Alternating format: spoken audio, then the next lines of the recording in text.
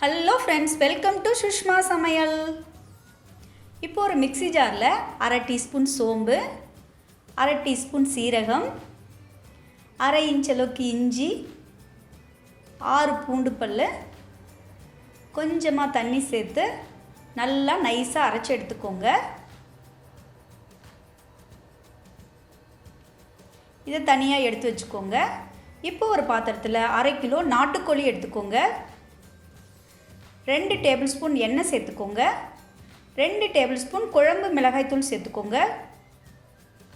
கூடவே 1 டீஸ்பூன் மிளகாய்த்தூள் சேர்த்துக்கோங்க. அரை டீஸ்பூன் மஞ்சள் தூள் சேர்த்துக்கோங்க. நம்ம அரைச்சி வச்ச பேஸ்ட்டையும் சேர்த்துக்கோங்க. கூடவே 1 டேபிள் ஸ்பூன் தயிர், கொஞ்சமாக உப்பு சேர்த்து நல்லா மிக்ஸ் பண்ணிக்கோங்க. இதை ஒரு 10 நிமிஷம் ஊற விடுங்க. இப்போ ஒரு கடாயில் 3 டேபிள் ஸ்பூன் எண்ணெயை சூடு பண்ணிக்கோங்க. இது கூட அரை டீஸ்பூன் சோம்பு, 3 பட்டை, 3 கிராம்பு, கொஞ்சமாக கருவேப்பிலை சேர்த்துக்கோங்க. 15 சின்ன வெங்காயத்தை இடித்து சேர்த்துக்கோங்க. 5 பூண்டு பல்லையும் இடித்து சேர்த்துக்கோங்க. அரை இன்ச் அளவுக்கு இஞ்சியும் இடித்து சேர்த்துக்கோங்க. கூட 2 பச்சை மிளகாய் சேர்த்து நல்லா 3 நிமிஷம் வதக்கிக்கோங்க. இப்போ இது கூட ஒரு தக்காளி பழம், தேவையான அளவுக்கு உப்பு சேர்த்து நல்லா 1 நிமிஷம் வதக்கிக்கோங்க.